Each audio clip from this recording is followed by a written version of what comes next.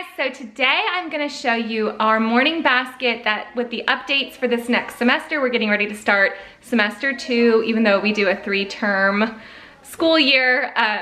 It's second semester, it's spring semester here. And so I have just done a couple of changes to our morning basket, not a ton, but enough that I wanted to give you an updated video.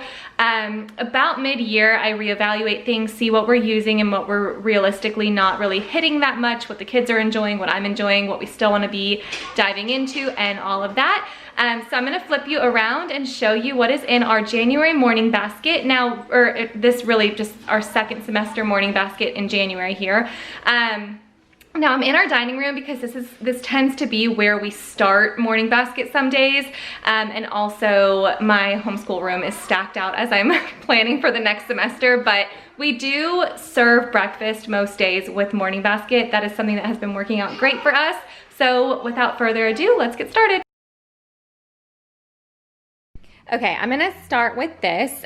This is kind of more here as a placeholder. This is not a constant in our basket. What is a constant in our basket is some kind of icebreaker or educational game, some kind of small, either like flashcard game or manipulative type of game, something that is small enough to fit in the basket. So like back at Christmas time when I shared my educational stocking stuffers, things like that are what I would put in my morning basket versus our big games that we more so play on like Enrichment Friday. So this is just a cute little guess in 10 flashcard game.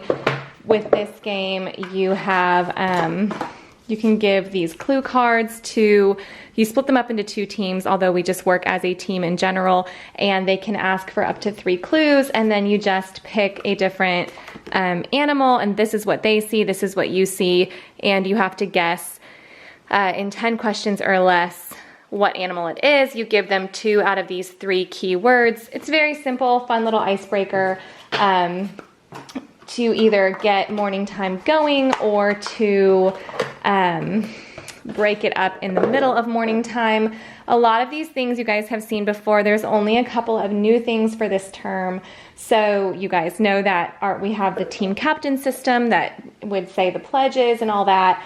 We have musical multiplication, which our team captain, once again, will lead in, and I'll link the team captain video up here in the corner. But basically it's just, I pick one of my kids to lead morning basket, and that's it. It's very simple. They like to have a little responsibility, and it shows me that at least one day each week, that child is really focused on our morning time. It's really less about them keeping the kids contained and really more so about them staying really focused and responsible. So we still use musical multiplication. We don't always play the music anymore because they have the songs memorized, the tunes memorized. So we just flip through those. Here's something new to you and also new to us. And I just want to remind you that when I show you guys things that we're using, it's not always an endorsement. I just want to give this disclaimer. It's not an endorsement of that thing. Sometimes like this, it's something new to us as well, but I'm sharing with you guys not to encourage you to get it because I believe it fully, but I just wanted to give that disclaimer. So I have flipped through this. I haven't looked through it all the way, but John and I decided to work through this New City Catechism with the kids this year. So it's possible I may stumble across something that I don't, like, but so don't, if you know, the internet can be hard. If you guys get this and you disagree with the doctrine, don't come at me. I'm not telling you should buy it. I'm just saying this is what we're using with our kids this year. So we started this with the new year. It's 52 different catechism questions and answers for kids. And then John and I have our own copy as well. I'm keeping John's copy in our morning basket. But basically the way we're doing this is on Sundays, he'll sit down with us and we'll start a new one. And then I will continue it through the week with the kids. So the kids' books have a very simplified version of it. So say the question, what sort of redeemer is needed to bring us back to God? And then they would memorize the one who is truly human and also truly God. So that's question, I don't think it's focused, sorry. That is question 21 for them. But then you'll see for the adult version, question 21 is more in depth. So depending on your kids' ages, maybe you have teens in your house. If you're interested in this, I just wanted to kind of show you. It gives you scripture reference down here, the questions up here, and oh man, that's one that's one that's actually simplified. So here, what else does Christ's death redeem? And then this would be the answer for older ones or for adults, but then for kids, their answer is what's highlighted in blue, every part of fallen creation. And so in this book, question 26 would just show every part of fallen creation and not that whole chunk of memory work there. So there's enough, however, you want to do it, but we're hoping to do it 52, one for each week of the year. Our current read aloud is The Chocolate Touch, which I've read to my older ones, but I haven't read to the whole family, or my older ones have read, but I haven't read to the whole family. So I thought this would be a fun one to get us going because I'm trying to read more this semester, or at least this month. And this is a really easy read that keeps everybody interested. So that's our read aloud for now, although I don't always read it during morning basket time. I keep it there. That's its home base. I have this devotional, which is again just another placeholder. I rotate the devotionals out, and we don't do devotional every single morning.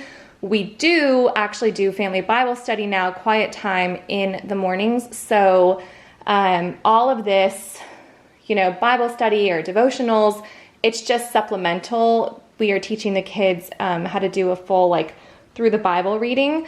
So I kind of have this here again just to show you. I've showed this in the past before, the Picture Smart Bible. We are going through the New Testament with the kids this year. And so this will be a part of Morning Basket on occasion, but not always. As we prepare to read the next book of the Bible, we'll go through the Picture Smart Bible study for about a week, and then they'll read that book of the Bible. I like to do it before they read the book of the Bible instead of during or after, because it kind of gives them some key ideas and themes to be looking for while they're reading, and it helps them kind of grasp on during their quiet time, which is kind of new to them. John and I are doing our Through the Bible reading that our church is doing this year, so it's like one New Testament chapter each morning or so, and then about 2 each evening in the Old Testament. And so we are just having the kids do the New Testament part this year. And then next year, hopefully they'll do the Old Testament. And so then they will have read through the Bible in 2 years. But it was important to us that we did it kind of as a family, but not reading it to them. So we are John and I are starting to, shepherd our older ones toward having their own quiet time. And our younger ones obviously will just, kind of go through the motions, but we don't expect them to journal at all and all of that. But it's just something that's been on our hearts since, last year. You guys know we left our church and we've plugged into a new church and we love it. But what that shake up and change up for us did was show us areas where we were dependent on the church for our kids' spiritual growth, which, we would have said we weren't dependent on it. But when it gets pulled out from under you, you realize oh no, there are still places where you can be more mindful at home still. We are doing Handle this whole year, and this is the 3rd video, I think, where I've referenced this and the 3rd different pronunciation of it. So if you don't like my pronunciation in this video, you can go back into my past few videos and find the pronunciation you prefer, but I've been corrected every which way. This is how YouTube taught me to say it, though. So we're going through this, and if you're not familiar with the Simply Charlotte Mason music study with the masters, you read the biography about the composer in the beginning, and then all through here are different listen and learn. So you can listen, as you listen to each different piece, you can teach your kids about that specific piece. So we're just listening to one every week or even every 2 weeks. We're not as consistent with our composer as we are with our artist or our poet, but we do listen to the music regularly. It's just that we don't listen intentionally, and I don't read that as regularly as I do for the other topics. So that's just about once a week that we do each of those: composer, artist, and poet, not every single day. None of this is an every single day thing. This is just kind of like a buffet and we pick and choose. We're not super consistent with like every Monday is this or every Wednesday is that. It's just here, and throughout the week we at least get through all of it once. Some things we hit more than once. Like this we hit nearly every day. This is morning exercises for all the year. This is every specific date in the calendar will give you birthdays or famous events in history or a thought or a poem or an excerpt or anything like that every day of the year. So let's see, I'm looking forward. So as I'm flipping through here, say like November 22nd, there's a quote by George Eliot. There's a little something to read. There's more if you want to go more in depth, and then there's birthdays, and one of the birthdays is George Eliot. And so it's just helpful little notable moments in history or little positive thoughts for the day. Something new that I've added though, that one of my friends on here recommended. Thank you, Lori, for recommending this. I'm super excited about this. It's kind of similar to the layout. But it's American themed. This is the American Patriots Almanac. And this one, same idea. So you go through, and May 24th, there is something in American history. And then there's this American history parade down here where it shows you everything that happened on that date throughout history on different years. So August 25th, a steam engine and a horse race in 1830, but then also all down here, lots more information. So I thought that was interesting. I thought we might find some new little history nuggets that we are not familiar with. And then we can also add those into our Book of Centuries. This month in our morning basket, we're going to be reading The Golden Rule from the Tuttle Twins. We've been switching out a different Tuttle Twins book almost every month. We didn't do one I don't think we did one in November or December, so we're getting back to it. So these are just books about government and economics and politics and all that, but it's a really interesting way to dig a little deeper and find out some new information about the government that I wouldn't know how to teach because it wasn't part of my education. And then there's also things you can print out online from their website to add to that. We're still doing Emily Dickinson this whole year. And then I've also got Laying Down the Rails and Laying Down the Rails for Children, which is our habit study that we are continuing and will continue through all of my kids' graduations. We still have this presidential Fandex field guide. So we're just going through and memorizing the presidents in order. We have the Comedy of Errors that my older two and I are reading. I will dismiss my first grader from the table, and he'll just go play on the days that we do this. We'll do this at the end of our morning basket time. He's just not quite ready for this, and so it keeps my older ones focused when he's not sitting at the table, and they each have their own copy of this, so we're reading through this. And then we also have our current events magazines, which these are not so current anymore, but we didn't get through all of them in our subscription last year, so I just decided to continue to recycle through them until we've read all of them. Some of them are like, a year old or so, but the current events are still interesting for my kids.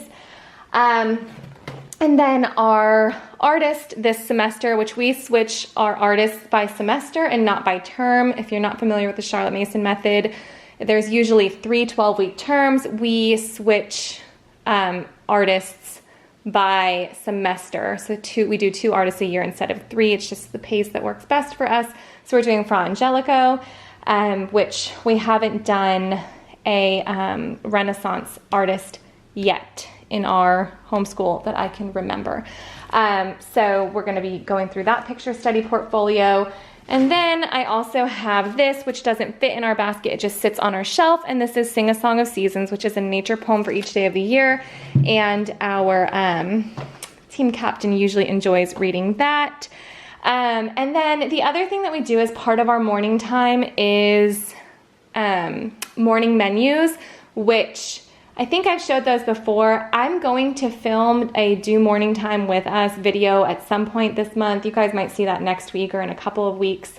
And I'll include the morning menus in that. I just felt like it was like a lot adding that to this video. So the morning menus is where their memory work is, like our hymn and our Bible verse and our folk song and things like that. So those things are a part of our morning routine, but they're not in our morning basket. Those are more consistent. We do those things every single day. So anyway, that's what is in our morning basket this semester. It's very similar to last semester's with just a couple of things added in, and I don't think anything was taken out. So if you guys like morning basket videos, give it a thumbs up and let me know what is in your morning basket this semester. I think it's fun to hear what other people have going on in their homeschool. So I will see you guys soon. Bye, guys.